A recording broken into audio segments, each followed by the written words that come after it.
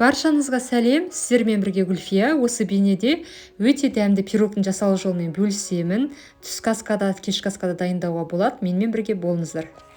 Бастайық. Ыдысқа қаймақ, сары май, 1 кішкентай қасық тұз, 1 кішкентай қасық қант және ұнды аздап електен өткізіп қосамыз. Содан кейін ұндың үстіне 1 кішкентай қасық қопсытқыш қосып, тағы да ұнды қажетті мөлшерде електен өткіземіз.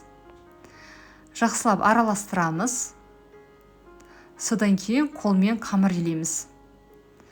Май суық бола береді, себебі сіздер оны ұнмен бірге езесіздер. Қамыр елегеннен кейін 15-20 минутқа шетке алып қоясыздар, ортасында бір елеу қажет. Өте жұмсақ болып шығады қамыр. Енді салмасын дайындаймыз. Тартылған етке 4 бұрышты етіп туралған асқабақ, картоп, пияз қостым. Бірақ тек етпен ғана жасауға болады, немесе тауықтың етімен де жасауға болады. Дәміне қарай тұз және қара бұрыш қостым.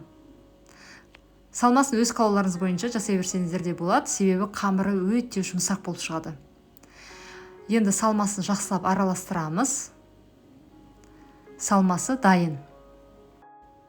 Қамыр 20 минут шетте тұрды, ортасында бір елеп қойдым. Енді қамырдың үстінен аздап басып, содан кейін қамырды жұқа етіп жаямыз.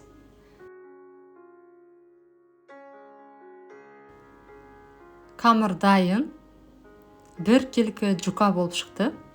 Содан кейін осындай арнайы формаға саламыз, пеште пісіретін. Менде стеклянный форма, бірақ кез келген форма бола береді. Қамырды формаға саламын. Ортасына салма саламыз қамырдың үстіне. Және қамыр үлкен болғандықтан шетін кесіп тастаймын.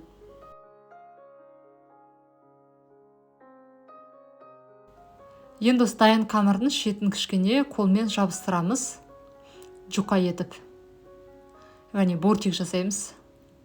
Салмасын саламыз. Салмасы менде қалып қалды.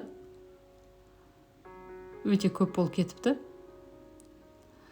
Салмасын жақсылап салғаннан кейін қамырдың жаңағы жарты бөлігі қалған жаямыз, жұқа етіп.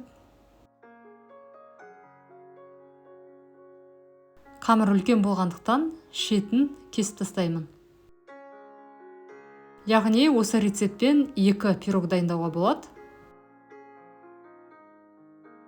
Міне, қамырды алып, енді осы пирог жасаймыз. Яғни жаңағы бізде салмасын салып қойдық қой, қамырдың үстіне.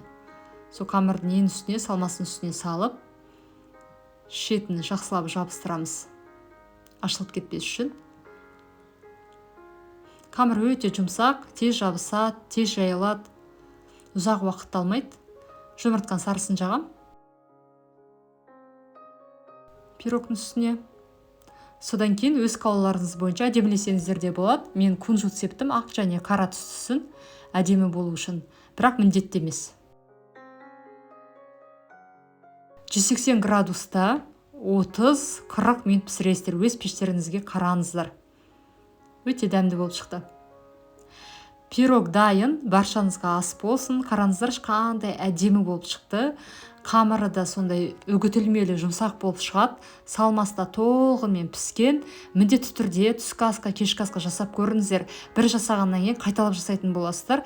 Себебі отбасыларыңыз сұрайтын болады. Шынымен өте дәмді. Егер дайындасаңыздар, комментарий бөлімінде бөлісуді ұмытпаңыздар.